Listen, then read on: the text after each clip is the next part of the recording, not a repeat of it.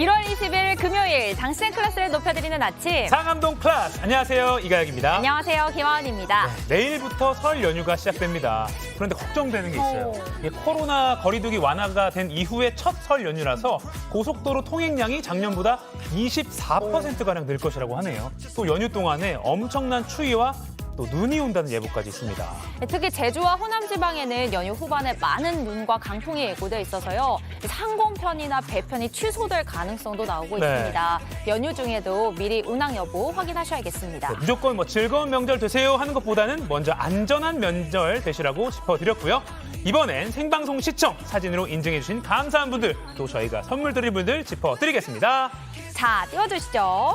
아침 뉴스 유목민 드디어 탈출! 며칠 전부터 아침 8시가 되면 우리 집 거실 TV는 JTBC에 고정돼 있어요 라고 해주신 율리스 캐슬님, 그리고 비몽 사몽 오늘도 상클하세요 라고 해주신 연동동님 고맙습니다. 두 분께 영화 관람권 보내드릴게요. 고정 좋습니다. 오늘도 방송 끝나고 두 분 저희가 직접 뽑습니다. 생방송 보시다가 사진을 찍어서 여러분의 페이스북이나 인스타그램에 올려주시면 됩니다. 올려주실 때 해시태그 샵 JTBC 샵 상암동 클래스 꼭 달아주셔야 저희가 이렇게 찾아볼 수가 있습니다.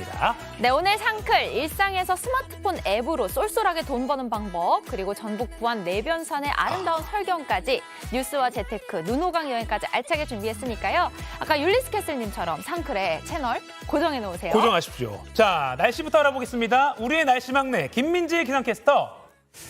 자, 가장 중요한 게 설 연휴 날씨 어떤가입니다. 설 연휴 날씨 어떤가요? 네, 오늘은 절기상 대안입니다. 낮부터 기온이 내려가면서 연휴 기간 매우 추운 날씨가 이어지겠는데요. 날이 갈수록 추위는 점점 더 심해집니다. 연휴 첫날인 내일은 서울의 아침 기온이 영하 10도까지 떨어져 한파특보가 내려질 가능성이 있겠고요. 설날인 일요일에는 전국 곳곳에 비나 눈이 내리겠습니다. 또 설 연휴 막바지에는 아침 기온이 영하 17도까지 곤두박질 쳐서 올겨울 최강 한파가 예상됩니다. 오늘 낮까지 중부를 중심으로 곳곳에 눈비가 내리는 가운데 많은 양의 강수는 아니지만 내린 눈이나 비가 얼어 도로가 많이 미끄럽습니다. 빙판길 주의해서 차량 이동해 주셔야겠습니다. 오늘 서울의 아침 기온은 어제보다 높게 시작하지만 한낮에는 찬바람이 불어오면서 어제보다 낮아서 춥겠고요. 체감 온도는 이보다 더 낮겠습니다. 바람도 더 강해지겠습니다. 낮부터 전국 대부분 지역에 찬바람이 불면서 서쪽 지역의 탁한 공기는 오후 들어 대부분 사라지겠습니다. 현재 서울 영하 1도, 대구 2도로 어제보다 3에서 6도가량 높습니다. 한편 오늘 낮 기온은 어제와 사뭇 다릅니다. 북서쪽에서 찬 공기가 남하하면서 서울 영하 2도, 대전 1도에 그치겠습니다. 최강 한파를 몰고 오는 강한 바람과 잦은 눈비에 설 연휴 기간 빙판길 예상됩니다. 귀성길, 귀경길 안전운전 해주시기 바랍니다. 날씨였습니다. 네, 생방송 상암동 클래스 네이버 뉴스나 유튜브 JTBC 뉴스 계정으로도 실시간으로 보실 수 있습니다. 이어서 교통 상황 알아보겠습니다. 한국도로공사 나와주세요. 네, 오늘 출근하는 분도 또 오늘부터 쉬고 귀성길 오르는 분도 계시죠? 어딜 향하든 지금 고속도로 지나기 많이 어렵진 않습니다. 하지만 명절 이동을 앞둔 분들의 최대 관심사, 언제가 가장 막힐지일 것 같은데요. 먼저 고향 가는 길은 내일 오전 9시부터 오후 2시 사이 최대 혼잡 예상되고요.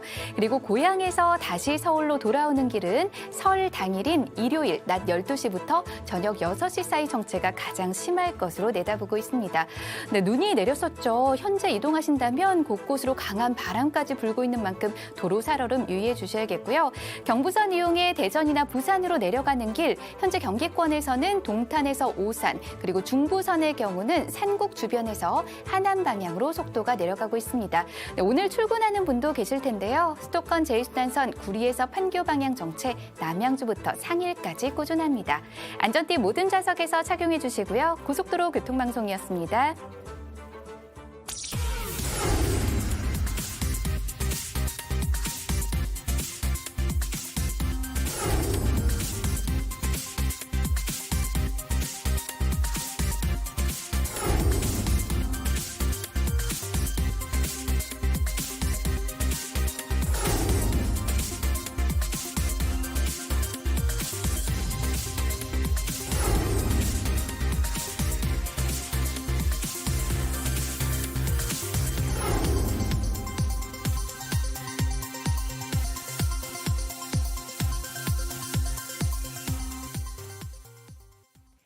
사실상 설 연휴가 시작되는 오늘입니다. 특별히 안전운전에 유의하셔야겠는데요.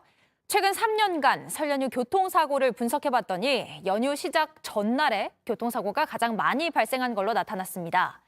특히 올해는 사회적 거리두기 해제 후 맞는 첫 설이라 교통량도 지난해보다 20% 넘게 늘어날 걸로 보입니다. 첫 소식 이주찬 기자가 보도합니다.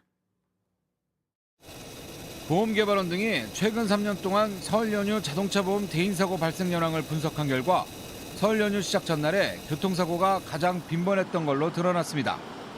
코로나19 확산으로 설 연휴 교통사고가 전체적으로 줄어들었지만 연휴 전날 하루 평균 사고 건수는 3,796건으로 평소보다 14.3% 많았습니다.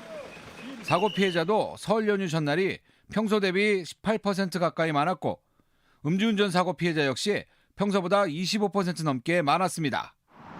이번 설은 특히 사회적 거리두기 해제 후 맞는 명절이다 보니 지난해보다 교통량은 24% 이상 늘어나 전국적으로 2,640만여 명이 이동할 것으로 예상됩니다. 한국교통연구원은 이 가운데 91.7%가 승용차를 이용해 이동하는데 귀성은 설 전날인 토요일 오전, 귀경길은 설 다음 날인 월요일 오후에 교통혼잡이 심할 것으로 내다봤습니다. 승용차 귀성길 최대 소요 시간은 서울에서 부산이 8시간 40분, 광주 7시간 40분, 강릉까지는 5시간 20분 정도 걸릴 예상입니다. 귀경길은 이보다 다소 짧아질 것으로 보입니다. 한편 연휴 기간 해외여행 가격은 지난해보다 14배 늘어나 오늘부터 연휴 마지막 날까지 61만여 명이 인천공항을 이용할 것으로 예상됐습니다. JTBC 이주찬입니다. 다다음 주 월요일 30일부터는 실내에서도 마스크를 쓰지 않아도 됩니다. 확진자 격리를 빼고는 사실상 마지막으로 남은 조치였던 실내 마스크 착용 의무까지 이제 다 사라지는 건데요. 설 전에 풀지 연휴가 끝나고 풀지 논의 왔는데 준비하는 시간을 고려해서 오는 30일로 결정됐습니다. 공식 발표는 오늘 있을 예정입니다. 윤영탁 기자입니다. 코로나 전문가 자문위원회는 실내 마스크 의무 해제 시점을 정부가 정하라고 했습니다. 코로나와 관련된 모든 지표가 확실한 감소세여서 언제 풀더라도 문제가 없다고 본 겁니다. 방역당국은 각계의 의견을 듣고 지자체와 협의했습니다.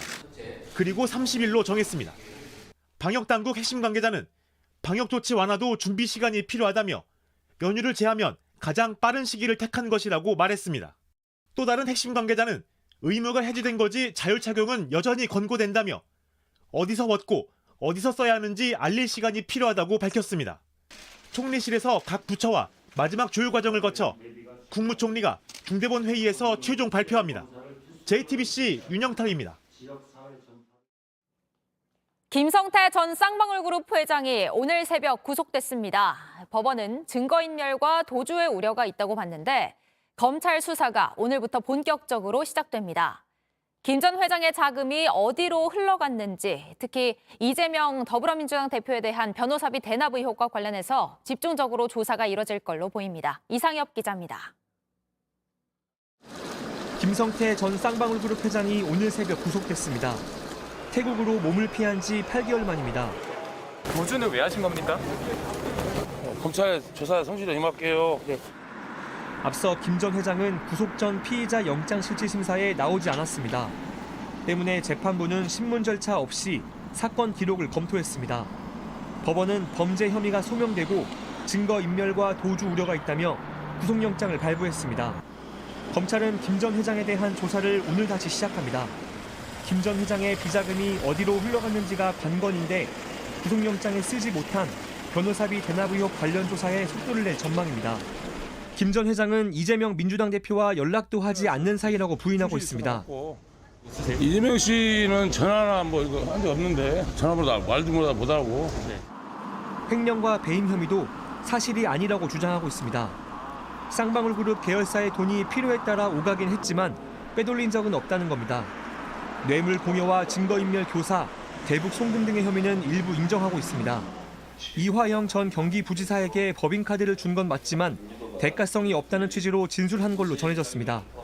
검찰은 지난 18일 캄보디아에서 붙잡힌 김 전 회장의 수행비서도 국내로 송환해 조사를 이어갈 방침입니다. JTBC 이상엽입니다. 방금 들어온 소식입니다. 오늘 오전 6시 반쯤 서울 강남구 구룡마을에서 큰 불이 났습니다. 소방당국은 주민 500여 명을 대피시키고 진화에 나섰는데요. 보도국 연결해서 자세한 상황 알아보겠습니다. 이주찬 기자 소식 전해주세요.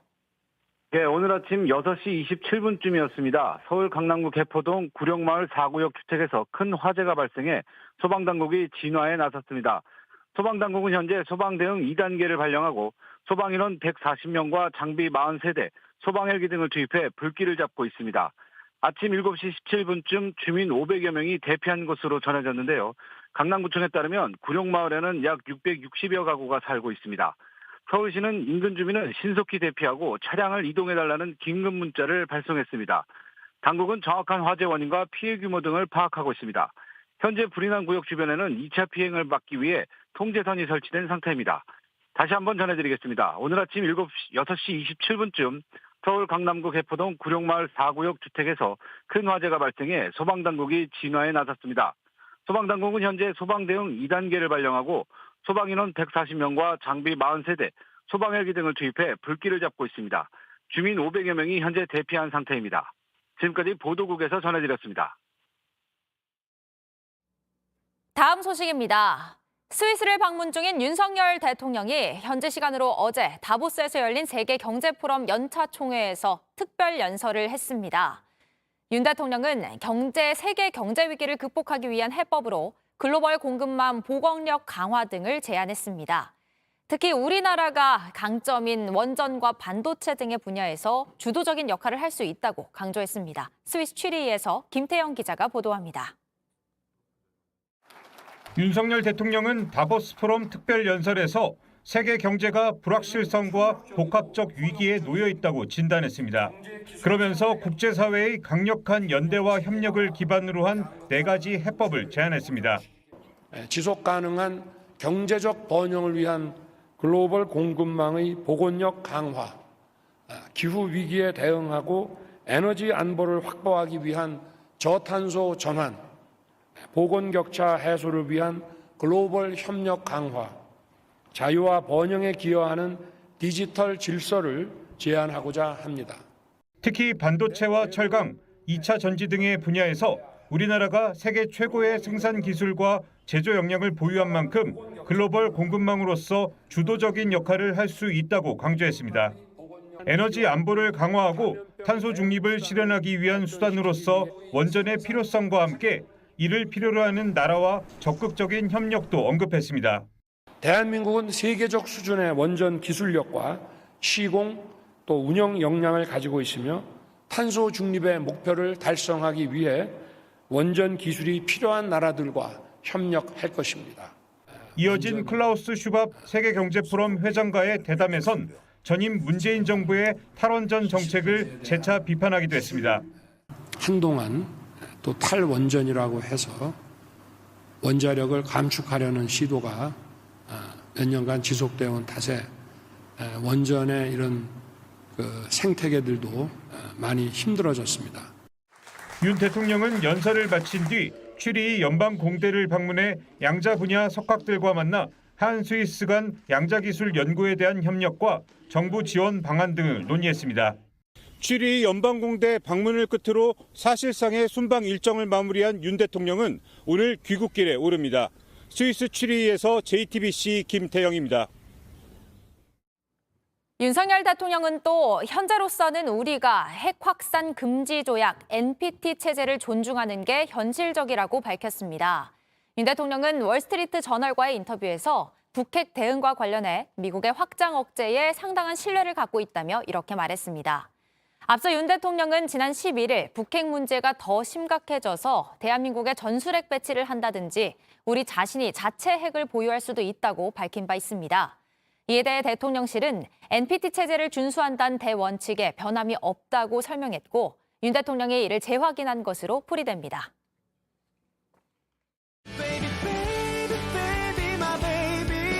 세상 누구보다 널 사랑해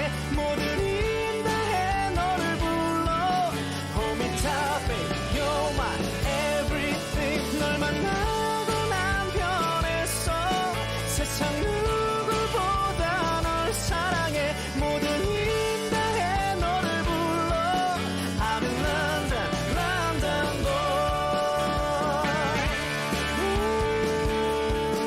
네, 두 분 뽑아서 영화 관람권 드리는 생방송 인증샷 이벤트 계속하고 있습니다. 여러분의 인스타그램이나 페이스북에 이 방송 보시는 장면, 샵 JTBC, 샵 상암동 클래스 해시태그 달아서 올려주시면 됩니다. 자, 오늘도 도시락 이슈 이도성 기자 나왔습니다. 안녕하세요. 안녕하세요. 안녕하세요. 이도성입니다. 네.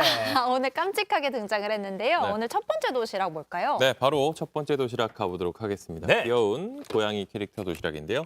뒤집겠습니다. 하나, 둘, 셋. 빠밤. 인명 피해만 없다. 물음표인데요. 이게 어제 새벽 3시쯤 경북 구미의 한 놀이공원에서 화재가 났습니다. 네. 불이 났는데 이 소방당국이 출동해 1시간 20분 정도 만에 진화했습니다. 영상 먼저 보시죠. 네, 건물 위쪽에서 뭔가 번쩍하고 튀죠. 네. 그리고는 불이 막 번져가기 시작합니다. 순식간에 건물 전체로 퍼졌고요. 이를 목격한 인근 주민이 신고했습니다. 이 소방관들이 출동했을 땐 이미 불이 옆동까지 번진 상태였습니다. 이 비닐하우스 형태라 소방시설도 없었다고 하는데요. 놀이공원 관계자 인터뷰 준비했습니다. 따뜻하게 하는 거 있잖아요. 응열기, 호수 뭐 이런 스파크 이런 거 갖다.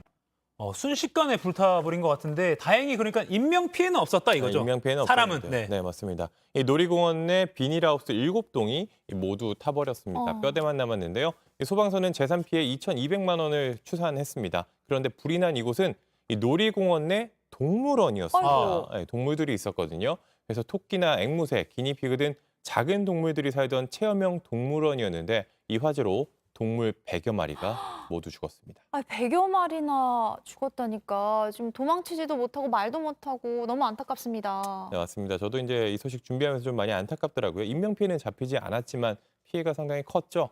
이 JTBC 취재 결과 불이 났던 이 건물은 허가 없이 지어졌던 것으로 파악이 됐습니다. 대장에 배치도라든지 필요한 서류들이 없었다는 건데요. 지자체에는 존재 여부도 확인되지 않은 건물이었습니다. 또 5마리 이상 동물로 영업을 할 때는 반드시 동물 전시업이라고 등록을 해야 되는데 이것 또한 지키지 않았던 것으로 드러났습니다. 이 구미시는 현장 실사를 진행해 불법 여부 등을 확인해 고발 조치할 예정이라고 합니다. 네, 잘못된 게 있으면 좀 바로 잡혔으면 좋겠습니다. 예. 다음 도시락은 뭔가요? 네, 두 번째는 고양이에 이어 강아지 도시락 준비했는데요. 네. 바로 뒤집어 보겠습니다. 하나, 둘, 셋. 빠밤. 네, 다시 학대 가정으로. 또 뭔가요? 인데요, 이것도 동물 관련 이야기입니다. 네. 지난해 한 남성이 공공장소에서 강아지를 학대한 영상이 퍼져서 이 공분을 샀는데 피해 강아지는 분리돼 현재 임시보호자와 지내고 있습니다. 근데 다시 학대를 하던 주인에게 돌아가야 하는 상황이 왜요? 됐습니다. 아이고. 영상 보면서 다시 설명드릴게요. 네, 이게 당시 모습이 담긴 영상인데요. 패대기를 치잖아요. 아유, 저기 그 뒤에 땅에 떨어진 가방 안에서 강아지가 나와요. 아이고, 아이고. 네. 설마. 그러니까 반려견이 들어있는 가방에 저렇게 아이고. 표지판에다가 패대기를 친 거예요. 네, 기억이 납니다. 네, 당시 이제 영무원이 말렸지만 이게 내 강아지인데 무슨 상관이야? 이런 말을 하면서 욕설까지 내뱉었다라고 해요. 또 목에 목줄을 감아 공중에 들어올리는 저런 이해하기 어려운 행동까지 했습니다. 진짜 이런 소식 들을 때마다 이렇게 접할 때마다 너무 충격적인데 네. 반려견한테 도대체 어떻게 저렇게 할 수 있는지 화가 납니다. 네, 학대당한 강아지는 한 3kg 정도 남짓한 이 포메리안인 이 크림이라는 강아지입니다. 이름이 크림이인데요.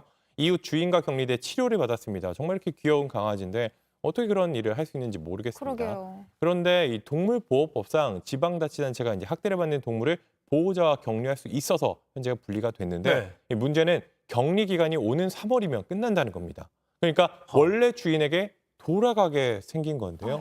아까 그 가방을 넣어서 던졌던 그 주인에게 돌아가야 할 수도 있는 상황입니다. 그러니까요. 그게 걱정되는 부분이에요. 그러니까 다시 그 강아지가 돌아가서 또 그런 일 겪지 않으려는 법이 없잖아요. 사실 이제 그럴 가능성이 전혀 없다라고 제가 말씀드리기가 어려워요. 그럴 수도 있잖아요. 네. 생각을 바꿨으면 몰라도 이 관련 법상 보호 기간이 지난 후에는 이 소유자가 동물의 반환을 요구할 경우엔 돌려줘야 됩니다. 왜냐하면 이게 동물은 민법상 물건에 속합니다. 네, 그렇기 때문에 물건이기 때문에 다른 법적 지위를 주는 동물권이 아직 보장되지 않기 때문에 돌려줘야 되는 상황인데 이 동물권을 보장하는 민법 개정안이 입법 예고가 됐지만 아직 국회에 계류된 상황입니다. 그래서 이 강아지라고 할지라도 생명이라고 할지라도 휴대전화나 차량 같은 이 물건과 비슷합니다. 이 차량이나 물건 부서뜨리면은 본인만 금전적인 손해를 보고 말지만 이 직접 고통을 느끼는 동물은 어떻게 같을 수가 있습니까, 물건이랑. 그래서 학대한 원 주인의 소유권 자체를 박탈해야 한다. 이런 목소리도 나오고 있습니다. 네, 제대로 된 좀 법적 조치가 하루빨리 이루어졌으면 좋겠고 국회도 좀 움직여야 될 네. 부분이네요. 맞습니다. 네, 다음 도시락 보여주시죠. 네, 세 번째 도시락 또 가볼까요? 바로 뒤집어 보겠습니다. 하나, 둘, 셋. 빠밤. 네, 살인은 아니다. 살인은 아니다. 이런 뜻입니다. 이 지난해 인천의 한 대학교에서 발생한 추락 사망 사건이 네. 있었습니다. 예, 이게 기억납니다. 재판이 열렸죠. 기억하실 겁니다. 당시 한 여학생이 5층짜리 건물에서 떨어져서 숨졌습니다. 그런데 그 사건이 사실 또래 남학생이 성폭행을 하려다가 벌어진 일로 추후에 드러났죠. 네. 어제 이 남학생에 대한 1심 판결 선고가 있었는데요. 거기서 살인죄가 인정되지 않았습니다. 그러니까 이게 성범죄를 저지르려다가 이제 떨어뜨려서 숨지게 된 건데 뭐 살인이 인정이 안 됐다는 건 뭐 어떻게 이해해야 되나요? 네, 제가 좀 설명을 드리면은 건물에서 떨어뜨려 숨지게 한 혐의 자체는 인정이 됐습니다. 네. 다만 죄목이 살인이 아니라 준강간치사죄라는 건데요. 나오죠. 이 준, 강간, 치사 이렇게 세 개로 나눠볼 수 있는데 뭐 두 번째 단어에 제가 설명할 필요가 없겠죠. 예. 앞에 준자가 붙은 건 범행 과정에서 폭행이나 협박이 포함되지 않았다는 의미입니다. 그러니까 법적으로는 심실 상태나 이 한거불능 상태를 이용해서 범죄를 저지르는 걸 말하는데, 그러니까 정신 상태나 심리적, 육체적으로 반항이 어려운 상태를 이용했다. 뭐 이런 뜻입니다. 네. 이 사건도 피해자가 맨정신이 아니었잖아요. 그래서 이렇게 적용이 됐고, 또 치사라는 거는 의도하지 않은 행동으로 죽음에 이르게 하는 걸 말하는데, 그러니까 고의는 아닌데, 내가 고의로 그런 건 아닌데 결국 사람이 죽게 됐다 이런 뜻입니다. 네. 그래서 이걸 풀어보자면은 피해자가 맨정신이 아닌 점을 이용해서 성폭행했거나 또 하려는 과정에서 피해자를 사망하게 한 이런 범죄입니다. 이 범죄는 대법원 양형 기준이 징역 11년에서 14년이거든요. 네네네. 그런데 이 재판부는 이 사람 죄질이 나쁘다고 보고 징역 20년을 선고했습니다. 그 양형 기준을 벗어나서 선고한 겁니다. 그 살인은 인정되지 않았지만 어쨌든 양형 기준을 넘어서 처벌을 받게 되는 거네요. 네, 맞습니다. 이 검찰이 처음에 수사를 마치고 기소를 할 때, 재판에 넘길 때 미필적 고의에 의한 직접 살인을 했다고 주장했습니다. 네. 근데 법적으로 보면은 건물에서 떨어뜨리는 행위 자체는 죽이는 행동은 아니에요. 죽게 할 수도 있는 그런 행동입니다. 그런데 의도가 어떠냐에 따라 이게 살인으로 인정될 수도 있습니다. 떨어지는 거 죽겠죠. 예. 그걸 내가 인식하고 있다면 이게 살인으로 인정이 돼요. 네. 근데 법원은 그 부분에 대한 좀 증거가 부족하다고 봤습니다. 피해자를 떨어지게 한 건 맞지만 뭐 직접적으로 밀거나 이거 사실 증거가 있어야 되거든요. 네. 증거가 있어야 이게 유죄로 인정이 되는데 그런 게 좀 없다고 봤습니다. 그래도 이 죄 자체를 약하게 본 건 아닌데요. 이 추락한 피해자를 발견하고도 경찰이나 119에 신고하지 않는 등 인간으로서의 최소한의 도리를 하지 않았다고 했고요. 네. 또 범행 당시 술에 취했다는 점이나 보통 이런 거 인정을 하잖아요. 네. 술에 취해서 뭐 그랬다 뭐 이런 점. 그리고 피해자를 위해 1억 원이나 공탁했다 이런 점이 있었는데 이거를 참작하지를 않았어요. 재판에. 특히 또 유족들이 엄벌을 요구하는 것도 재판부가 고려했다고는 합니다. 그 선고 공판에 나와서 또 눈물을 흘렸다고 네. 하는데 참 유족들이 나와서 딸을 눈물을 잃은 그 모습을 참 뭐 어떻게 상상조차 하기 힘들고 가늠이 안 될 것 같습니다. 그 고통을. 네, 다시 한번 고인의 명복을 빌고요. 마지막 도시락 보여주시죠. 네, 도시락을 하나 더 준비했습니다. 뒤집어 보겠습니다. 하나, 둘, 셋. 빠밤. 빠밤. 아니 오늘 다 이게 너무 키워드가 네, 맞습니다. 무거운 뉴스라. 무거운 네. 뉴스라서 근데 우리 사회가 또 지금 이런 상황이네요. 이런 뉴스가 너무 네. 많죠. 키워드 보셨겠지만 네. 농약, 잠금해제, 변사체였는데요. 이게 동거 여성과 택시기사를 살해하고 유기한 혐의를 받는 이기영이 검색한 단어입니다. 이 계획범죄 정황이 속속 드러나고 있는데요. 이 화면 보면서 설명해드리겠습니다. 네, 지금 보신 화면 이게 동거 여성 살해 전후 이기영이 검색한 기록인데요. 살해 전에는 뭐 독극물, 먹으면 죽는 농약, 뭐 휴대폰 잠금해제 방법 이런 걸 검색을 했어요. 그리고 살해 이후에는 파주 변사체, 공릉천 물 흐름 방향 이런 걸 검색을 했습니다. 이게 본인의 범죄가 세상에 알려졌는지 확인하고 싶었던 것 같은데요. 보통 인물은 아닙니다. 예. 이게 또 심리 분석 결과에서도 드러났는데요. 사이코패스 성향이 관찰됐다고 합니다. 네. 반사의 성향이 강하고 욕구에 따라 즉흥적으로 행동한다는 건데요. 이 재범 위험성도 매우 높음이라고 나왔습니다. 지금 뭐 과연 피해자가 2명뿐이냐, 그러니까 또 다른 살해 가능성도 제기가 되고 있는 상황이잖아요. 네, 맞습니다. 그게 제기가 돼서 수사를 했는데 네. 사실 이제 추가로 의심되는 범죄 정황이 발견되지 않았습니다. 이 다른 실종 사건과 미제 사건과도 이 관계가 없는 걸로 나왔네요. 지금 보면 나오죠. 다른 미제 사건, 뭐 접점이 없다. 뭐 DNA도 보관된 거랑 불일치하다. 그리고 DNA, 주거지에서 DNA가 발견돼서 이게 또 다른 피해자들이 아니냐 했는데 그 DNA들의 주인들은 뭐 현재 다 생존해 있는 것으로 확인이 됐다고 합니다. 네, 근데 문제는 살해된 동거 여성 있잖아요. 그 시신도 못 찾았는데 범행 도구도 발견이 안 됐고요. 그럼 법정 가면은 이 수사기관 입장에서는 불리한 거 아닙니까? 네, 조금 불리하겠죠. 아무래도 네. 유무죄를 다투게 될 텐데 택시기사 살인 사건 같은 경우는 사실 확실한 증거가 있어요. 시신이 네. 있습니다. 예, 증거가 있는데 이 동거 여성 살인 사건 같은 경우는 시신도 발견하지 못했고 범행 도구도 확인을 못했습니다. 그러니까 직접 증거가 없는 거예요. 만약에 이기영이 뭐 수사기관에서 내가 한 게 맞습니다라고 했더라도 이게 만약에 재판 가서 네. 이거 내가 한 거 아닌데요 라면서 진술을 번복한다면은 이 수사기관에서 말한 건 인정이 안 되거든요. 그럼 그 간접 증거만 가지고도 유무죄를 다 다퉈야 됩니다. 그렇기 때문에 살인의 목적과 준비 과정 등을 검찰에서 입증하는 게 핵심이라고 볼 수 있겠습니다. 법정에서 어떤 결과가 나올지 잘 지켜봐야겠습니다. 네. 오늘도 잘 들었습니다. 자, 다음 월드클래스 오늘은 김하은 앵커가 직접 준비했죠? 네, 이번엔 제가 화제가 된 지구촌 소식 준비해봤습니다. 네. 자, 일단 차에 탄 두 남성을 보이시죠 지금? 네, 차에 타네요 그냥. 네, 근데 운전을 하려는 것 같진 않고 지금 차를 세워놓고 뭐예요? 몸싸움을 왜 하기 이래요? 시작합니다. 네. 지금 목도 조르고 뭐 내리 누르고 꽤 투닥투닥하죠? 싸우는 거예요? 그거 말려야 되는 거 아니에요? 그냥 구경만 하는 게 지금은 맞는 겁니다. 사실은 건전한 스포츠 경기가 진행이 되고 있는 건데요. 스포츠예요, 저게? 네. 혹시 카디스라고 들어보셨어요? 자동차에서 주짓수 하는 거예요? 맞습니다. 말 그대로 이 자동차 안에서 펼치는 주짓수 맞는데요. 러시아를 중심으로 유행 중인 이색 스포츠입니다. 나름 공식 대회까지 열리는 인기 종목이라고 관객들도 많이 찾아온다고 해요. 스포츠라고 하니까 뭐 규칙도 있는 거겠죠? 막 무조건 막 싸우는 것처럼 보이긴 하는데. 네, 일단 경기는 2라운드로 진행이 되고요. 운전석과 조수석에서 펼쳐집니다. 안전벨트랑 운전대 같은 걸 마음대로 활용할 수 있기 때문에 경기장에서 선보이는 주짓수보다 훨씬 창의적인 움직임을 볼 수 있다고 해요. 근데 만약에 더는 못하겠다 싶어지면 차 밖으로 이제 빠져나가요. 그러면 이제 경기를 중단할 수 있게 되는 겁니다. 아무래도 주짓수니까 이제 먼저 포지션을 유리한 데를 잡는 게 가장 중요한 것 같아요. 오, 역시 운동을 좀 하는 잠깐 도시락보이라서 배웠습니다, 잠깐. 예. 전략부터 생각을 하네요. 네, 카디스를 해본 적은 없죠? 저걸 하면 안 될 것 같아요. 실제로도 저런 일이 일어나면 안 될 것 같고. 차 망가집니다. 네. 알겠습니다. 이도성 기자는 하지 않는 걸로. 네, 그럼 다음 소식으로 넘어가 볼까요? 네, 약간 위험할 수 있다는 생각 드는데 따라하지 말기로 하죠, 일단. 그럼요. 네. 따라하면 안 네, 다음 되겠습니다. 소식 보여주세요. 네, 이번엔 미국으로 가보겠습니다. 경찰들이 무리를 지어서 한 주택에 출동했습니다. 네. 긴급 체포 작전을 펼치는 것처럼 보이죠? 네네. 한 남성을 연행을 해가고 있어요. 왜 데려가는 거예요? 무슨 혐의 받고 있는 거예요? 자, 이 남성이 체포된 이유 아까 도시락 네. 이슈에서도 좀 겹치는 이야기가 있었는데 바로 동물학대입니다. 동물학대요? 네. 남성이 며칠 전에 이런 일을 했어요. 지금 경공 한 마리 에? 나타났죠. 근데 갑자기 경공을 어머. 들어서 울타리 밖으로. 접근금지 시설 울타리 너머로 확 집어 던졌습니다. 아니, 근데. 울타리도 꽤 높아 보이거든요? 네. 아유, 저기 보이시죠? 보이시죠? 왜 이래. 집어 던지는 모습. 네네. 이 견공이 남성의 반려견이었는데요. 이렇게 무단으로 유기하는 모습이 시설 CCTV에 고스란히 담겼고 아이고. 사람들의 원성을 사게 됐습니다.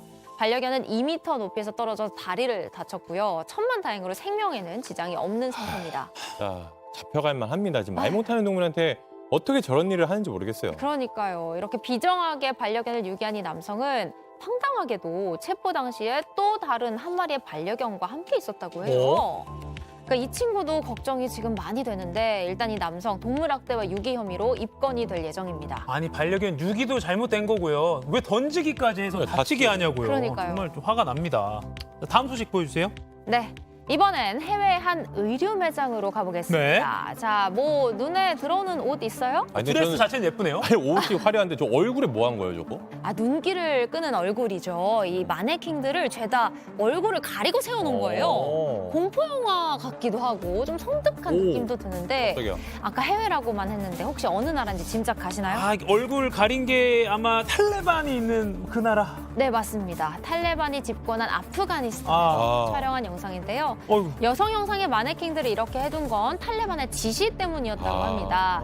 이슬람 율법에 따라서 사람의 형상을 한 마네킹을 금기시해왔는데 처음에는 아예 여성 마네킹을 없애거나 머리를 자르라고 했대요. 아, 근데 원래 이게 목 없는 마네킹 우리나라에 있죠, 있긴 있죠. 있는데 네네네. 그렇게 막 비닐봉지로 감싸고 이런 거 뭐 굳이 자르기까지 하고 좀 끔찍한데요? 그러니까 바로 그런 이유로 상인들의 반발이 거셌다고 합니다.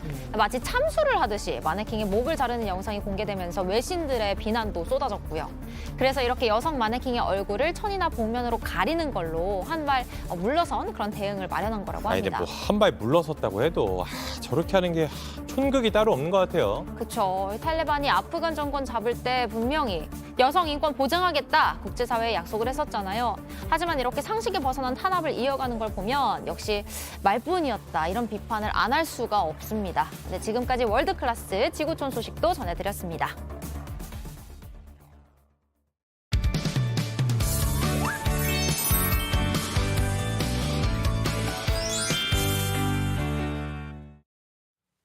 네, 지금 시각 8시 30분입니다. 저 같은 경알못, 경제를 잘 알지 못하는 사람을 위한 당장 내 돈이 되는 지식, 머니클래스. 오늘의 키워드 먼저 보시죠. 티끌모아 태산, 스마트폰 속 쏠쏠한 앱테크. 물가는 오르고 월급은 덜 오르고 이 경기 전망은 좋지 않고 어쨌든 이게 좀 돈 모으기가 갈수록 어려워지는 그런 느낌입니다. 한두 푼이 아쉬운 요즘에 MZ세대들 사이에서는 말 그대로 티끌 모아 돈 버는 짠테크가 대유행이라고 하는데요. 그중에서도 스마트폰만 있으면 언제 어디서나 쉽게 할 수 있는 앱테크가 인기입니다. 앱으로 적게는 커피 한 잔, 많게는 치킨 한 마리 값 정도는 충분히 벌 수 있는 이 방법 전문가와 함께 알아보겠습니다.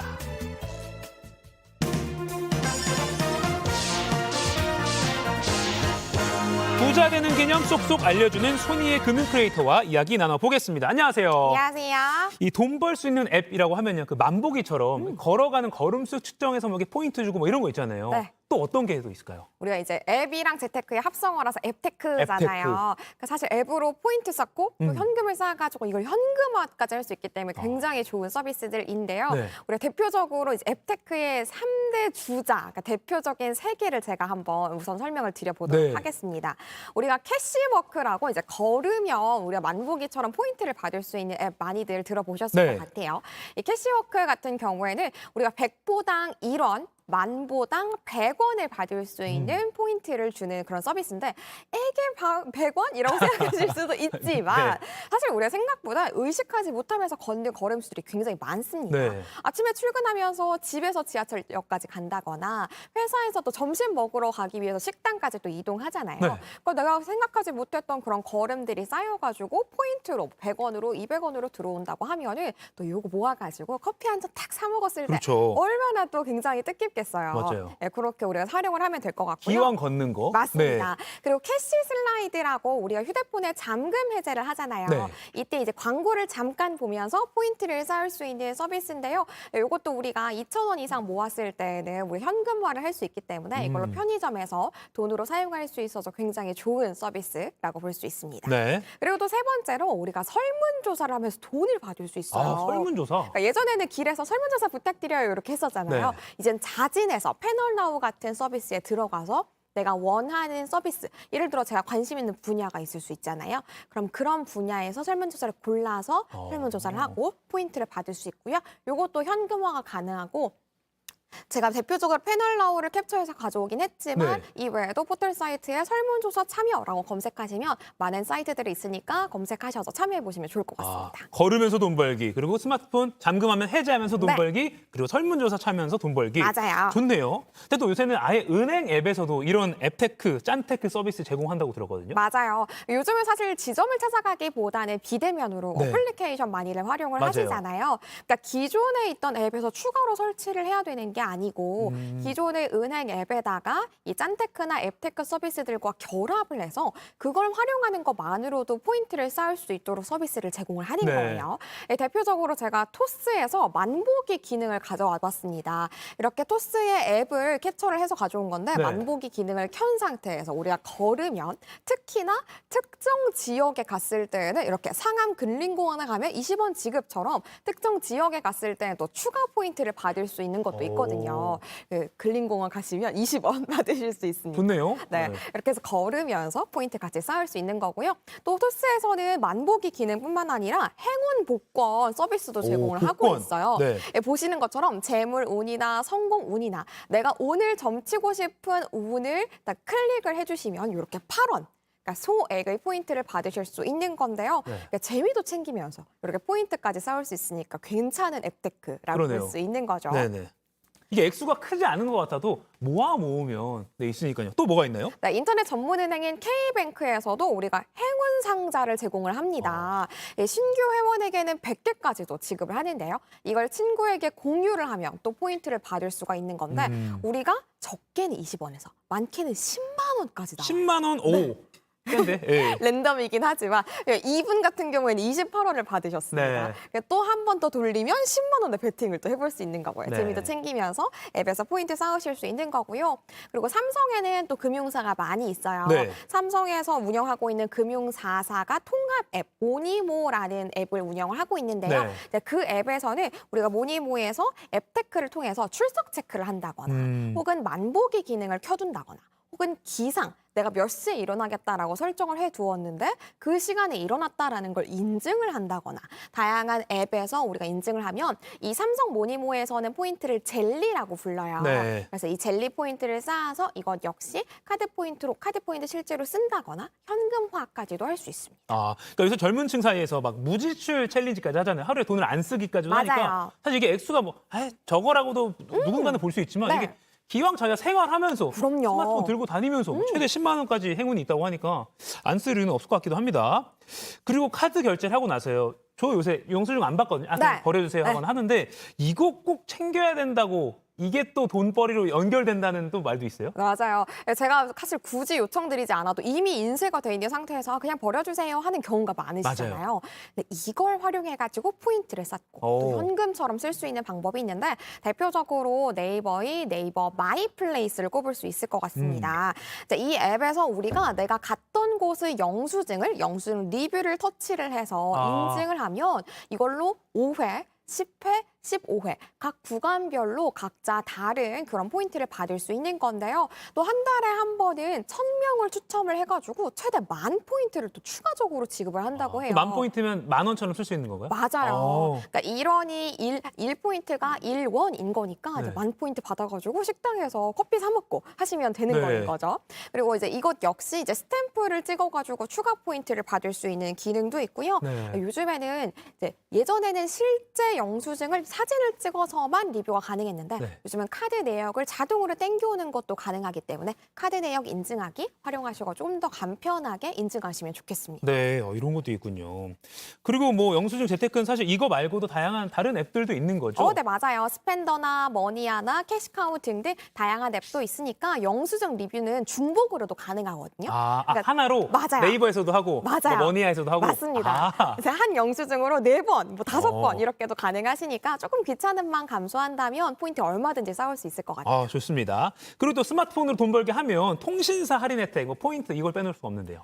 통신사 포인트 정말 우리가 못 챙기는 것 중에 하나잖아요. 뭐 연간 적게는 한 5만 원 정도, 5만 포인트 정도, 많게는 10만 포인트 넘게 들어오기도 하는데 보통은 대부분의 통신사 포인트가 1년의 유효 기간을 갖고 있어요. 그래서 내가 이거를 잘 못 챙기다 보면은 나도 모르게 이게 그냥 사라지는 경우가 굉장히 많거든요. 네. 우리가 통신사 포인트로 베이커리 등등 외에도 많이 활용을 할 수 있는데 실제로 우리 PD님의 통신사 포인트 연말에 9만 포인트나 공중에 사라진 걸 우리 이렇게 확인할 수 있습니다. 그러니까 많이들 이렇게 못 챙기고 계실 텐데요. 각 통신사별로 다양한 혜택들이 있으니까 수시로. 적어도 한 달에 한 번 정도는 들어가서 확인을 해보시는 게 좋겠습니다. 그럼 이제 대형 3사 통신사 별로 좀 주요 혜택을 좀 찝어주시죠. 네, 일단 SK텔레콤은 이제 여러 가지 혜택이 있는데 이 중에서 나는 이 분야에서 좀 집중적으로 받겠다라고 골라서 혜택을 받으실 수 있는데요. 대표적으로 파리바게트랑 CU 등에서 포인트 혜택 받으실 수 있는데 가령 1,000원을 사용을 하셨을 때 100원을 할인을 받으신다거나 이렇게 10%의 혜택 받으실 수 있으시고요. 그리고 외에도 우리가 이마트에서도 짝수 월에는 7% 할인. 홀수 월에는 3% 할인. 이렇게 달별로 조금씩 다르게 할인을 받으시는 방법도 있습니다. 네. 그래서 본인이 뭐 유통 쪽에서 할인을 많이 받겠다, 혹은 뭐 기타의 쇼핑 쪽에서 할인을 많이 받겠다, 선택해서 혜택 누리시면 되는 거죠. 아, 그렇군요. KT나 LG 플러스는 또 어떤가요? KT는 더블 할인 혜택이 가장 유명합니다. 네. 한 달에 한 번은 기존에 있던 제휴사 중에서 나는 이곳에서 2배로 혜택을 받겠다라고 해서 가령 5% 할인되던 걸 10% 할인을 받는다거나 말 그대로 더블로 혜택을 받으실 수 있는 거고요. 보이시는 것처럼 뭐 이렇게 도너츠 할인이라든지 영화 할인이라든지 여러 가지 분야에서 혜택 받으실 수 있는데, 이것도 사실은 다 홈페이지에 나와 있지만 못 챙기시는 경우가 굉장히 많아요. 그러니까 꼭 좀 포인트 수시로 확인해 보시는 걸 추천을 드리고요. 네, LG U+도. U+ 같은 경우에는 이렇게 체크를 해주신 것처럼 고객의 등급과 상관없이 포인트가 무제한이에요. 아, 그래요? 네, 그래서 이 무제한 혜택까지 받으시면 좋을 것 같은데, 이 LG U+ 같은 경우에는 본인이 앞서서 다른 통신사들처럼 많이 혜택을 받겠다라는 분야를 선택할 수 있거든요. 그래서 내가 구독, 라이프, 영화 등등에서 어디서 혜택을 집중적으로 받을지 선택하시고 포인트 혜택 누리시면 되겠습니다. 분야를. 네. 이게 알고 있다고 생각해도 중간중간에 이렇게 누가 일깨워줘야 돼요. 맞아요. 이게 통신사 할인 혜택은 우리가 까먹는단 말이에요. 맞습니다. 오늘 아시던 분들도 한번 일깨워주는 그런 좋은 기회가 된 것 같습니다. 지금까지 머니클래스 손희의 금융 큐레이터와 이야기 나눠봤습니다. 고맙습니다. 감사합니다. 네, 서울 강남구 구룡마을 화재 소식 잠깐 다시 짚어보겠습니다. 오늘 오전 6시 반쯤에요. 서울 강남구 구룡마을에서 큰 불이 났습니다. 현재 불은 구룡마을 4구역에서 5구역으로 번지고 있다고 합니다. 아직까지 인명피해는 없는 걸로 전해지고 있습니다. 소방당국은 주민 500여 명을 대피시키고 진화 중인데요. 보도국 연결해서 자세히 들어보도록 하겠습니다.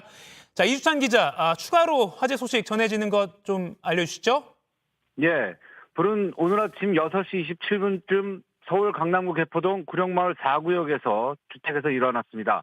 현재 불은 구룡마을 4구역에서 5구역으로 번지고 있고 15가구 정도 소실된 것으로 전해졌습니다. 소방당국은 소방 대응 2단계를 발령하고 진화 작업 중인데요. 소방인원 170명과 장비 53대, 소방헬기 7대 등을 투입해 불길을 잡고 있습니다. 현재까지 인명피해는 없는 상태입니다. 강남구청에 따르면 구룡마을에는 약 660여 가구가 살고 있는데 현재 주민 500여 명이 대피한 상태입니다. 서울시는 인근 주민은 신속히 대피하고 차량을 이동해달라는 긴급 문자를 발송했습니다. 당국은 진화 작업과 함께 정확한 화재 원인과 피해 규모 등을 파악하고 있습니다. 현재 불이 난 구역 주변에는 2차 피해 발생을 막기 위해 통제선이 설치된 상황입니다. 한편 스위스를 방문 중인 윤석열 대통령은 화재 진압에 만전을 가하라고 긴급 지시했다고 김은혜 홍보수석이 서면 브리핑에서 전했습니다. 지금까지 보도국에서 전해드렸습니다.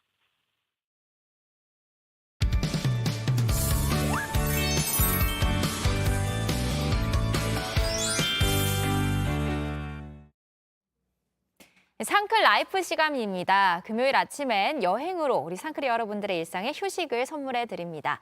자, 오늘 여행 글잡이 되어주실 분 영상으로 먼저 만나볼까요? 네.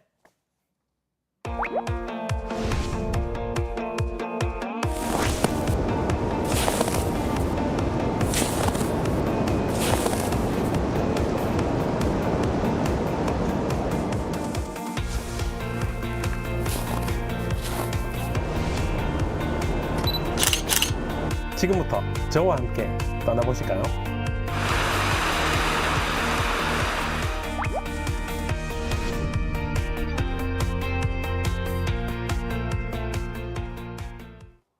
대한민국 방방곳곳 아름다운 영상으로 담아내는 킴스트래블 여행 작가 모셨습니다. 안녕하세요. 안녕하세요. 네, 안녕하십니까. 벌써 오프닝 영상부터 기대가 됩니다. 작가님 오실 때마다 이번엔 또 어떤 영상미를 볼 수 있을지 너무 기대가 되는데요. 오늘 어떤 여행 떠나게 되나요? 오늘은 좀 한적한 겨울 여행을 즐길 수 있는 겨울 여행소들을 소개해드릴 건데 그중 첫 번째로 전라북도 부안군에 있는 내변산을 소개해드리려고. 내변산. 사실 변산반도 국립공원이라고 불리는 곳인데 변산반도 국립공원이 내변산과 외변산으로 이루어져 있어요. 바닷가 쪽이 외변산이고 산 쪽이 내변산이에요. 근데 오늘 설명드릴 곳은 내변산 지역을 설명드립니다. 그렇군요. 이게 오늘도 저희가 현장음을 최대한 확 키워서 시청자 여러분들께 생생하게 현장을 느낄 수 있도록 해드리겠습니다. 자, 킴스트래블님 작가님의 이 인생 설경 포인트라고 하는데 하나씩 좀 짚어주시죠. 네, 처음 소개해드릴 곳이 내변산 지역에서 내변산 지역의 백미라고 할 수 있는 내소사 전나무 숲길입니다. 정말 아름답죠. 여기가 겨울에 꼭 가봐야 할, 특히 눈 내리는 날이면 꼭 가봐야 할 명소인데요. 내소사까지 이어지는 약 500m 정도의 전나무 숲길이 펼쳐지는 곳인데 설경이 정말 아름답고 마치 수백 그루의 크리스마스 트리가 이제 나열되어 있는 그런 풍경을 만나실 수 있는 곳입니다. 저기가 그 불에 타서 과거에 그걸 네네. 복구하느라고 이렇게 좀 조성된 숲길이라고 하던데. 네, 맞습니다. 예. 그래서 이제 좀 전나무 숲으로만 조성이 되어 있어서 그 전나무 숲길이 눈이 오면 정말 아름다운 설경의 풍경을 자아내는 곳입니다. 지금 아름다운 장면도 장면인데 저 뽀득뽀득 자박자박 눈을 밟는 소리가 너무 인상적이에요. 잠깐 좀 들어볼까요, 들어보죠, 우리. 같이? 네.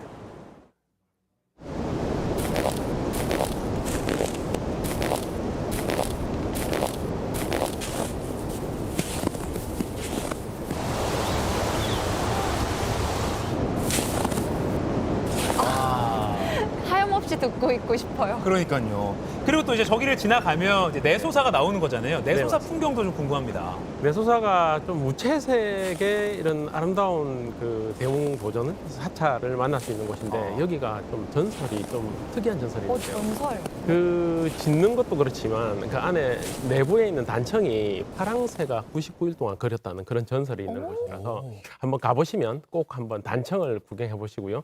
후불벽화라고 해서 그 불상 뒤편으로 돌아가시면 예. 벽화가 하나 있는데 그 벽화에 백이 가는 보살 자상이 있는데요. 그 눈동자를 이렇게 보시고 좌우로 왔다 갔다 했을 때 눈동자가 따라오면 몸을 따라오면 그 눈을 따라오면 소원이 이루어진다. 지금 제가 지금 좌우로 지금 몸을 하고 있는데 어때요? 따라와요? 안 따라오는 것 같아요. 치즈로 가야 되나 봐요. 시청자 여러분도 한번 해보세요. 지금 좌우로 어깨를 눈이 따라오면 행운이 이루어집니다.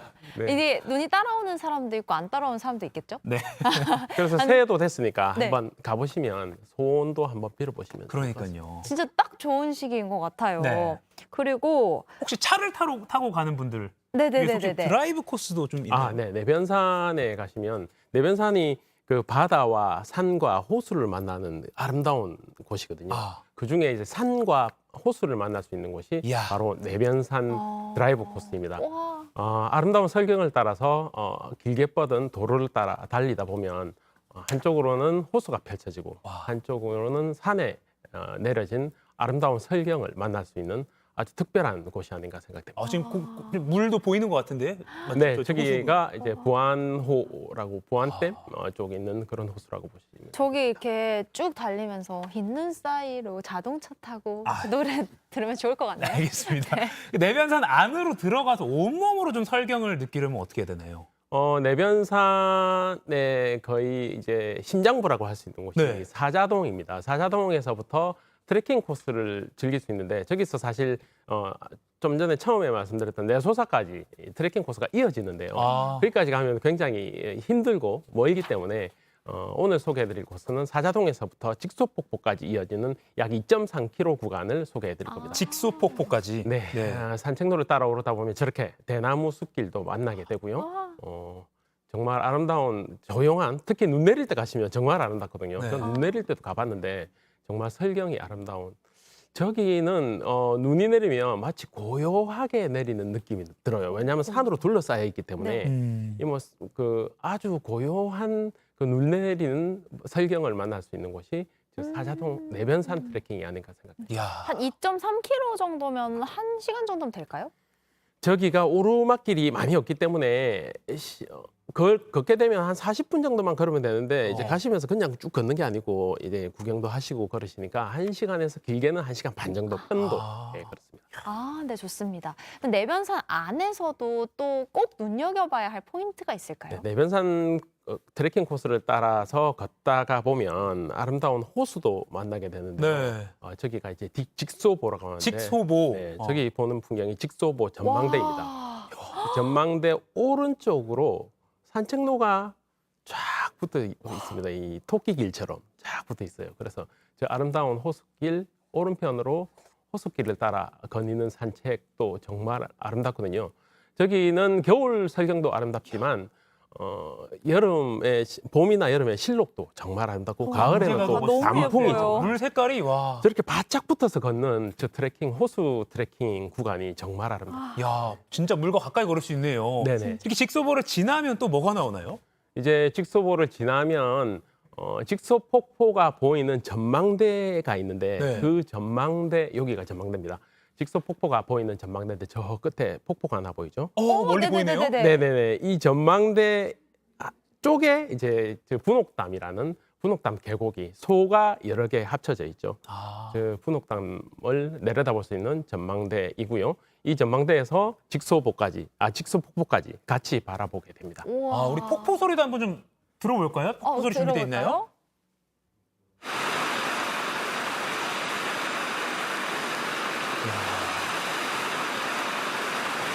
아까 호수도 그렇고 지금 물도 옥빛이에요, 거의. 너무 예뻐요. 지금 왠지 물빛이 항상 옥빛이더라고요. 저 폭포의 높이는 약 30m 정도 됩니다. 멋집니다. 전산 8경 중에 제 1경으로. 이 장면 좀 오래 보여드리고 싶은데 생방송이잖아요. 시간이, 시간이 좀 가고 있습니다. 좀 더 많은 곳을 들어봐야 되기 때문에 자 이렇게 내변산 상크레어분들 꼭 기억해 주시고요. 또 다음으로 추천해 주실 곳 어디일까요? 다음 소개해드릴 곳은 이제 충주입니다. 충주. 제가 오늘 선정한 코스들은 좀 사람들이 많이 몰리지 않은 한적한 설경을 만날 수 있는 곳인데요. 네. 그중에 제가 충주가 겨울에 가면 정말 아름다울 것 같아서 이렇게 소개해드리려고 준비해왔습니다. 충주의 낭만적인 설경 너무 기대되는데 어디로 가면 돼요? 첫 번째로 소개해드릴 곳이 장미산성이라는 곳인데요. 장미? 네, 산 정상에 저렇게 성이 형성되어 있는데 그 성이 예전에 뭐 장미 장군이라는 분이 이제 축조했다고 해서 장미산성이라는 그런 설도 있는데 여기가 차가 끝까지 올라가요. 저 성까지. 아, 진짜요? 산 정상까지. 그래서 아주 설산을 쉽게 만나실 수가 있는데 제가 저기 갔을 때는 차가 중간까지밖에 못 올라갔어요. 왜냐하면 눈 때문에 차가 미끌려서 제가 중간쯤 올라가다 포기했어요. 근데 그 중간쯤에 차를 버려놓고 걸어 올라가는데 아무도 오르지 않은 소복히 쌓인 눈길을 걸어가는 낭만이 정말 아름다웠어요. 그래서 여러분들께 제가 강력 추천드리는 이유가 저기가 유명한 관광지가 아니라서 사람이 거의 없어요. 그래서 혼자서 오롯이 저런 아름다운 설경을 내 몸속에 이렇게 느낄 수 있기 때문에 정말 강력 추천하는 곳이에요. 산을 전세 내셨군요. 맞습니다. 진짜. 네. 저는 장미가 많아서 장미산성인가 했는데 꽃인 줄 알았어요. 네, 장미 장군의 일화가 있었네요. 원래 성을 옛 이름으로 잣이라 그러고요. 산을 매라고 그러잖아요. 잣매라고 하다가 저게 이제 장미라는 이렇게 이름으로 바뀌었다는 이야기도 있습니다. 오, 그게 약간 납득이 됩니다. 네, 납득이 돼요. 네. 마지막으로 또 한 곳 더 소개해 주시죠. 그다음 소개해드릴 곳은 수주팔봉이라는 곳입니다. 수주팔봉. 네, 전에 철종 임금이 꿈속에서 자기가 냇가에서 이렇게 8개의 봉우리가 비치는 냇가에서 논의는 꿈을 꿨는데요.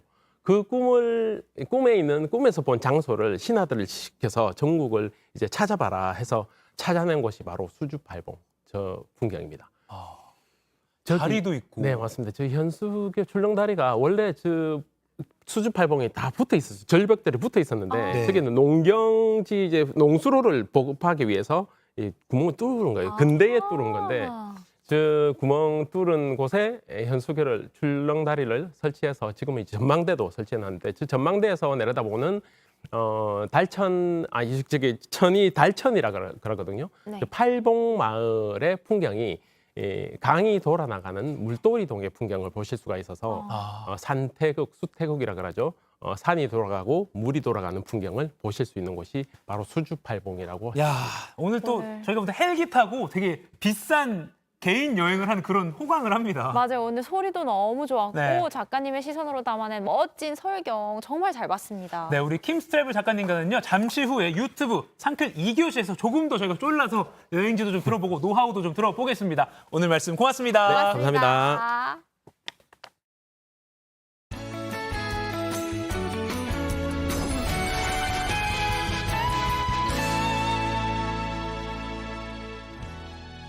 설 연휴를 하루 앞둔 오늘은 절기상 큰 추위를 뜻하는 대안입니다. 오늘 아침은 어제보다 높은 기온이지만 낮에도 기온이 크게 오르지 못해서 춥겠습니다. 오늘 미리 귀성길에 오르시는 분들 계실 텐데요. 많은 양은 아니지만 낮까지 전국 곳곳에 내리는 비나 눈이 곧바로 얼어붙어서 도로가 많이 미끄러울 것으로 예상됩니다. 빙판길 주의해서 이동해 주셔야겠습니다. 바람도 더 강해지겠습니다. 낮부터 전국 대부분 지역에 찬바람이 불면서 황사로 아침까지 탁한 서쪽 지역의 공기도 오후 들어 대부분 사라지겠습니다. 자세한 현재 기온 보시면요. 서울 영하 2도, 대전 1도에 머물고 있고요. 낮 기온도 서울 영하 2도, 광주 3도에 그치면서 대부분 지역이 현재 기온에서 크게 오르지 못하겠습니다. 설 연휴 동안 추위는 더 강해지겠습니다. 연휴 첫날인 내일은 서울의 아침 기온이 영하 10도까지 떨어져서 한파특보가 내려질 가능성이 있겠고요.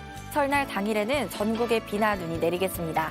연휴 막바지에는 아침 기온이 영하 17도까지 곤두박질 쳐서 올겨울 최강 한파가 예상됩니다. 이 강력한 추위에 더해서 월요일 제주를 시작으로 화요일과 수요일 사이 제주와 호남에 많은 양의 눈이 쏟아지겠습니다. 날씨였습니다. 네, 상암동 클라스 오늘 마치기 전에 서울 강남구 구룡마을 화재 소식 다시 한번 좀 전해드리겠습니다. 오늘 오전에 구룡마을에서 큰 불이 났습니다. 현재 불은 구룡마을 4구역에서 5구역으로 번지고 있는데요. 아직까지 인명피해는 없는 것으로 전해지고 있습니다. 소방당국은 주민 500여 명을 대피시키고 진화 중입니다. 보도국 취재기자 연결하겠습니다. 이주찬 기자, 추가로 전해진 소식 알려주시죠. 예, 불은 오늘 아침 6시 27분쯤 서울 강남구 개포동 구룡마을 4구역 주택에서 일어났습니다. 현재 불은 구룡마을 4구역에서 5구역으로 번지고 있고 화재 불씨가 산으로 옮겨부터 연기가 치솟고 있습니다. 4구역에는 소방차가 진입에 어려움을 겪고 있는데 40가구 정도 소실된 것으로 전해졌습니다. 소방당국은 소방대응 2단계를 발령하고 진화 작업 중인데요. 소방인원 170명과 장비 53대, 소방헬기 7대 등을 투입해 불길을 잡고 있습니다. 현재까지 인명피해는 없는 상태입니다. 강남구청에 따르면 구룡마을에는 약 660여 가구가 살고 있는데 현재 주민 500명이 대피한 상태입니다. 서울시는 인근 주민은 신속히 대피하고 차량을 이동해달라는 긴급 문자를 발송했습니다. 당국은 진화 작업과 함께 정확한 화재 원인과 피해 규모 등을 파악하고 있습니다. 현재 불이 난 구역 주변에는 2차 피해 발생을 막기 위해 통제선이 설치된 상태입니다. 한편 스위스를 방문 중인 윤석열 대통령은 화재 진압에 만전을 기하라고 긴급 지시했다고 김은혜 홍보석이 서면 브리핑에서 전했습니다. 다시 한번 소식 전해드리겠습니다. 불은 오늘 아침 6시 27분쯤 서울 강남구 개포동 구룡마을 4구역 주택에서 일어났습니다. 현재 불은 구룡마을 4구역에서 5구역으로 번지고 있고 화재 불씨가 산으로 옮겨부터 연기가 치솟고 있습니다. 4구역에는 소방차가 진입에 어려움을 겪고 있는데 40가구 정도 소실된 것으로 전해졌습니다. 소방당국은 소방대응 2단계를 발령하고 진화 작업 중인데요. 소방인원 170명과 장비 53대, 소방헬기 7대 등을 투입해 불길을 잡고 있습니다. 아직까지 인명피해는 없는 상태인데 강남구청에 따르면 구룡마을에는 약 660여 가구가 살고 있고 현재 주민 500여 명이 대피한 상태입니다. 서울시는 인근 주민은 신속히 대피하고 차량을 이동해달라는 긴급 문자를 발송했습니다. 당국은 진화 작업과 함께 정확한 화재 원인과 피해 규모 등을 파악하고 있습니다. 현재 불이 난 구역 주변에는 2차 피해 발생을 막기 위해 통제선이 설치된 상태입니다. 스위스를 방문 중인 윤석열 대통령은 화재 진압에 만전을 기하라고 긴급 지시했다고 김은혜 홍보석이 서면 브리핑에서 전했습니다. 지금까지 보도국에서 전해드렸습니다. 네, 오늘 새벽 6시 27분쯤 신고가 접수됐습니다. 구룡마을에서 불이 났다는 신고가 접수돼서 소방차가 출동해서 진화 작업을 벌이고 있습니다. 좀 걱정되는 것은 인근 산으로 지금 번지고 있어서 좀 진화가 쉽지 않다고 하는데요. 그 부분도 소방당국이 계속해서 불을 끄려고 노력하고 있기 때문에 조금 더 지켜봐야 될 것 같습니다. 그리고 현재 아까 이주찬 기자가 말한 대로 강남구청에 따르면 구룡마을에 660여 가구가 있고요. 주민이 지금 한 500여 명이 대피한 상태라고 합니다. 다행히 아직까지 불로 인한 인명피해는 없기 때문에 다행스럽게 다친 사람은 없는 것으로 전해지고 있습니다.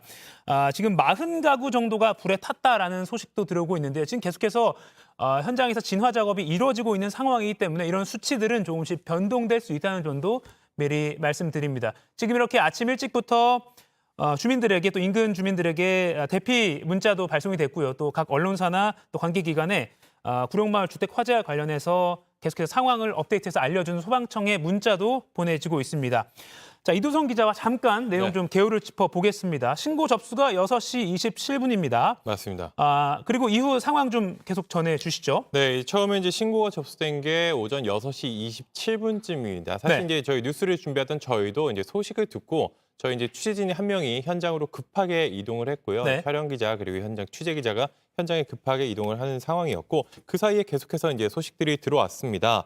6시 39분쯤에 대응 1단계가 발령됐고요. 그리고 한 50여 분 만인 7시 26분쯤 대응 2단계가 발령됐습니다. 이 남아영 소방청장 직무대리 역시 현장으로 출발한 게 8시 8분쯤입니다. 이렇게 1시간 반 정도 만에 이런 일들이 벌어졌는데요. 일단 현장에서 이제 소방당국은 연소 확대 방지에 총력을 기울이고 있습니다. 그러니까 불이 더 번지지 않도록 하는데 총력을 기울이고 있는 상황인데요. 일단 가용할 수 있는 헬기와 소방력을 최대한 투입해서 불을 잡겠다 이런 판단을 하고 있습니다. 현재 이제 노약자나 장애인 등 거동이 불편한 사람들을 먼저 확인하고 대피 조치를 해야 하는 그런 상황인데요. 일단 다행히 아직까지 인명피해 소식은 들어오지 않았기 때문에 앞으로도 들어오지 않았으면 좋겠습니다. 현재 좀 재산 피해가 걱정이 되기는 하는데 현재까지 이제 소방당국에서 알려온 3번째 소식까지 종합해보면 구룡마을 2지구, 4지구, 6지구의 일부가 소실된 것으로 추정됩니다. 현재까지 한 40가구 정도가 이제 소실됐다고 하는데 정확한 피해는 계속해서 확인하고 있습니다. 이 구룡마을이 사실은 이따금씩 맞습니다. 대형 화재로 번질 만한 화재 소식들이 있었습니다. 또 집들이 다닥다닥 붙어 있고 또 구역이 좀 많이 정비가 안 된 구역이기 때문에 그리고 또 주민들이 어르신분들이나 또 맞습니다. 독거 노인분들이 많이 살고 있는 그런 쪽이기 때문에 사실 뭐 아파트나 소화 시설이 잘 갖춰진 이런 곳보다는 한번 불이 나면 굉장히 위험한 곳이다. 그래서 뭔가 대책이 필요하다. 네네, 맞습니다. 네, 이런 목소리도 계속 나오고 있던 곳입니다. 지금 현장 영상 나오고 있는데요. 이렇게 보면 인근 산으로 번진 모습을 볼 수가 있고요. 소방대원들이 불을 계속 끄고 있습니다. 약 1시간 전쯤에 촬영된 화면을 보고 계십니다. 굉장히 시뻘건 불이 인근 마을과 또 판잣집 등등으로 번지고 있는 모습을 볼 수가 있습니다. 인근 교통도 지금 출근 시간대였는데요. 인근 교통도 소방대원들과 또 구조 차량 등으로 인해서 조금씩 혼잡을 빚어졌다는 소식도 들어와 있습니다. 네, 맞습니다. 이제 현장에 소방대응 2단계가 발령된 상태이기 때문에 소방당국이 인원이 145명, 장비도 45대, 소방 산림 헬기 4대 등을 투입해서 불길을 잡고 있는데요. 네. 현재 말씀하신 것처럼 일단 지상 소방차가 들어가는 길이 상당히 출근 시간대 그리고 연휴를 앞두고 이 시간대가 겹쳐 있기 때문에 사실 진입이 어려운 측면이 좀 있었다고 합니다. 네. 방송 전에도 이제 현장에 갈 수 없었기 때문에 CCTV 화면을 보면서 좀 현장 상황을 파악하려고 노력을 했거든요. 네. 그러니까 그 구룡마을 들어가는 그 길 앞에 출근 차량이겠죠. 출근 차량 또는 이제 지방으로 넘어가려는 차량들이 뒤섞이면서 조금 진입이 어려운 상황을 조금 볼 수 있었습니다. 네, 지금 소방당국에 따르면 현재까지 170명이 소방대원이 투입이 됐고요. 헬기가 7대, 소방 헬기가 4대, 산림청 헬기가 3대가 동원돼서 현재 불을 끄고 있습니다. 다행히 500여 명의 주민들은 대피를 한 상태고 인명 피해는 없는 것으로 현재까지는 확인이 되고 있습니다. 아까 말씀드린 대로 구룡마을이 이따금씩 화재 소식이 좀 들려오고 있는 곳이고 또 구역이 정비가 되지 않은 곳도 많고 또 소방시설이 사전에 갖춰지지 않은 곳이 많기 때문에 한 번 불이 나면 맞습니다. 대규모 화재로 번졌던 그런 우리 전력들이 있잖아요. 맞습니다. 그래서 오늘 또 더욱 지금 혹시나 어떤 피해가 있는지 지금 상황을 잘 지켜봐야 될 것 같습니다. 지금 현장에 재난 대응 활동 알림판도 설치가 된 모습을 볼 수가 있는데요. 4구역과 5구역 쪽으로 피해가 집중되고 있고요. 또 6지구까지 거주자 총 500여 명이 대피한 상황입니다. 지금 가장 걱정되는 것은 인근 산으로 좀 불길이 번지고 있어서 피해가 좀 더 커지지 않을까 하는 점인데 역시 소방 헬기 7대와 또 현재까지 소방대원 170여 명이 동원돼서 소화 작업을 벌이고 있기 때문에 불길이 좀 잡히는 것도 소식이 들어오면 추가로 전달해 드리도록 하겠습니다.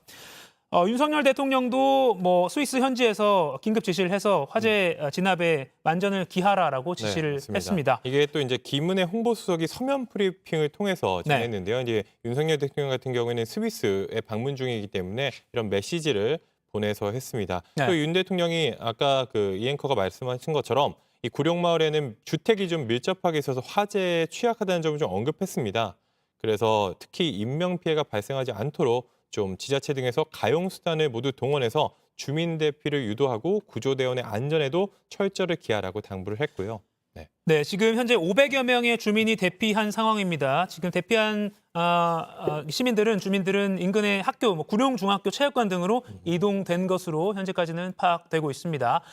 현재 500여 명의 주민이 대피했고 660여 가구가 있는 구룡마을에서 4, 5, 6 구역쯤에서 큰 불이 나서 지금 계속해서 불이 번지고 있고 인근 산까지 번지고 있어서 조금 확대가 되지 않을까 우려가 되는 상황입니다. 다행히 지금 소방당국도 초기에 주민들을 빨리 대피를 시켜서 인명 피해는 현재까지는 없는 것으로 파악되고 있지만 조금 지금 계속 불을 끄고 있는 상황이고 또 화재 현장에 혹시 대피를 미처 못한 몸이 불편하신 분들이 없는지 확인하는 과정이 동시에 진행되고 있기 때문에 이 부분도 추가로 확인되는 대로 계속해서 상황을 업데이트해 드리도록 하겠습니다. 네, 소방당국에서 이제 연소를 확대를 막기 위한 그 방어선을 구축한 상태라고 하거든요. 네. 현장에도 저희 취재진이 나가 있기 때문에 현장에서 새로운 소식이 들어오는 대로 또 전해드리도록 하도록 하겠습니다. 네, 현재 이상엽 사회부 기자가 현장에 나가 있는데 준비가 되는 대로 또 현장 기자 연결해 보도록 하겠습니다. 네.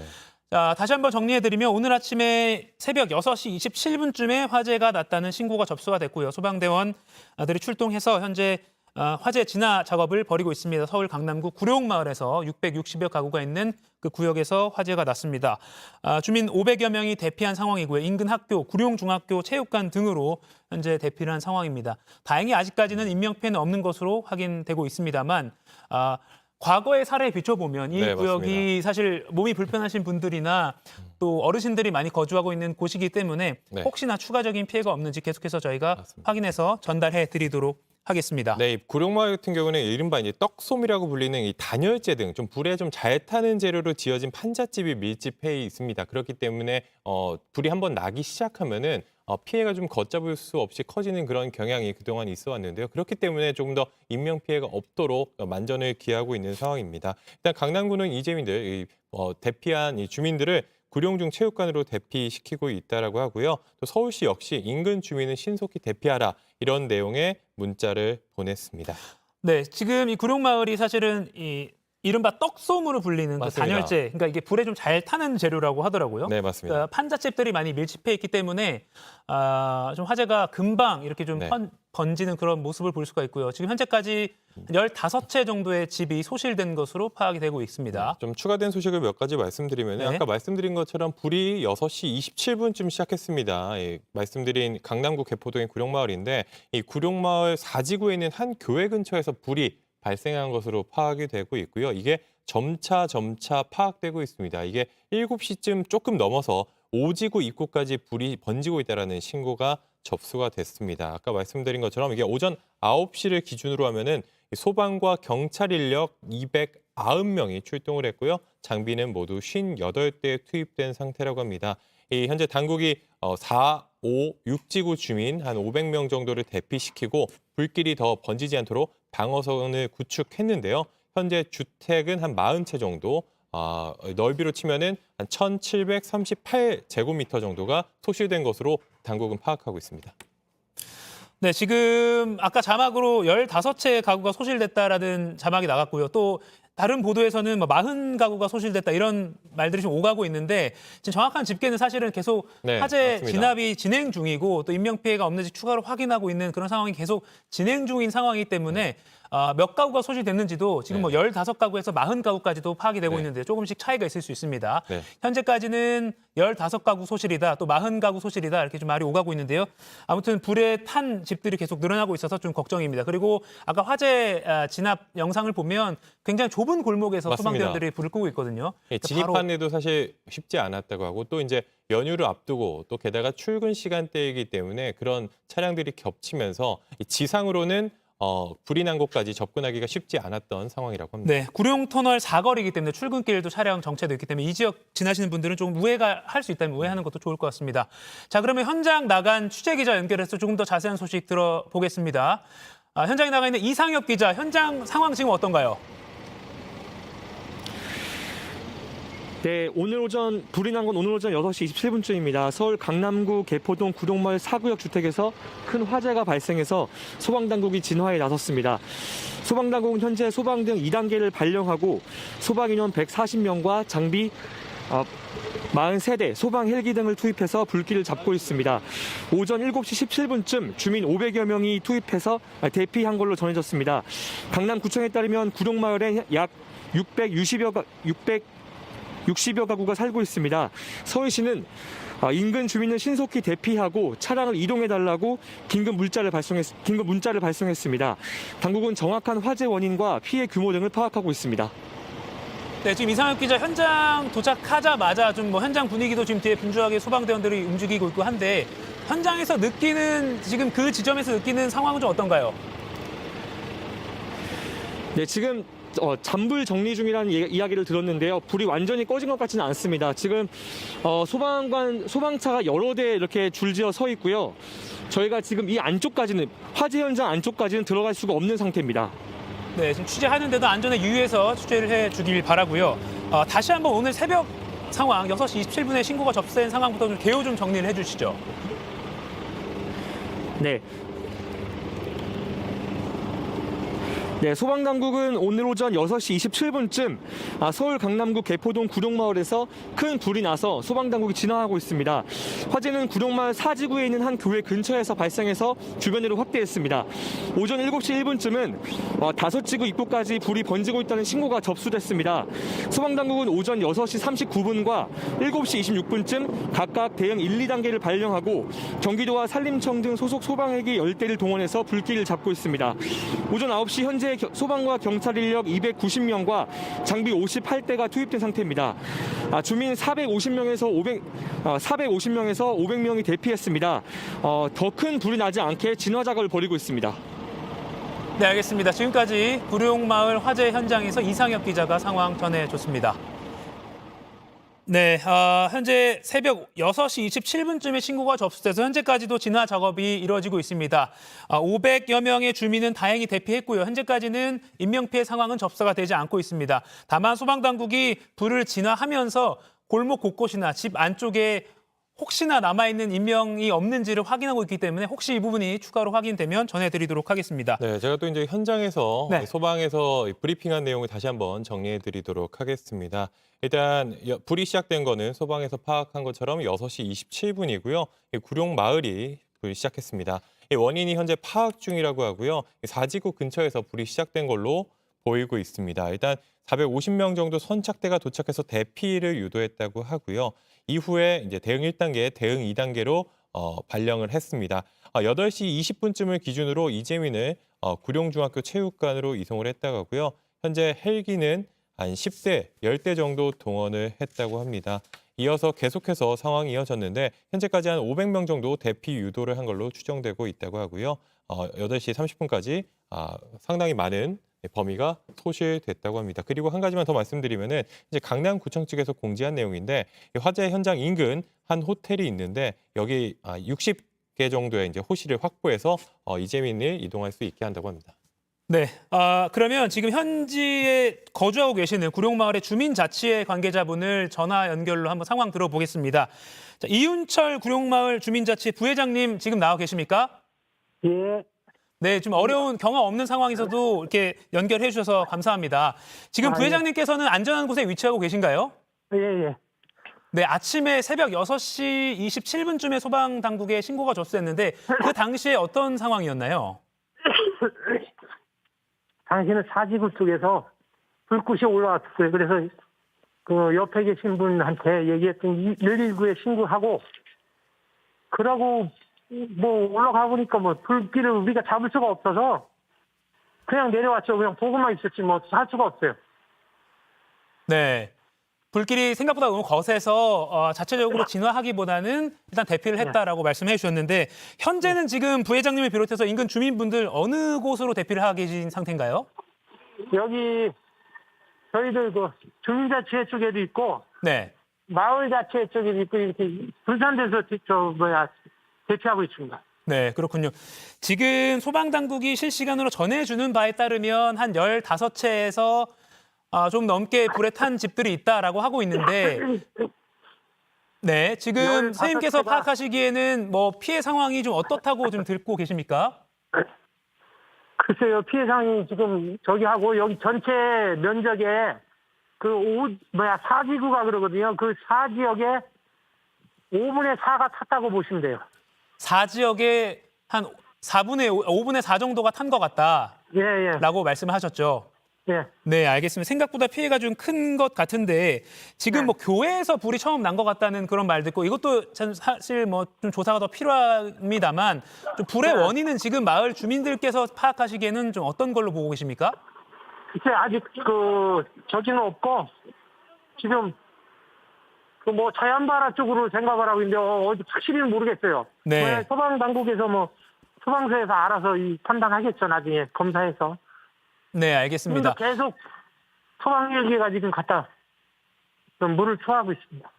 네, 지금 화면에서도 소방 헬기가 물을 뿌리는 모습이 계속 나오고 있습니다. 예. 예, 부장님 어려운 가운데서도 이렇게 연결해 주셔서 감사합니다. 더 큰 피해가 없도록 저희도 함께 기원하겠습니다. 안전한 예, 곳에서 잘 대피해 계시길 바랍니다. 고맙습니다. 예, 고맙습니다. 네. 네, 서울 강남구 구룡마을에서 6시 27분쯤 불이 나서 현재까지 진화 작업이 진행 중입니다. 500여 명이 대피한 상태고 현재 인근 산으로 불이 번지고 있어서 소방대원들이 진화 작업을 하고 있는 상황입니다. 혹시 더 다른 소식이 전해지면 이후에 이어지는 또 뉴스 등을 통해서 전해드리도록 하겠습니다. 오늘 상암도 클래스는 여기서 마치고요. 이어서 유튜브 방송으로 또 상클 2교시 이어가겠습니다. 시청해주셔서 고맙습니다.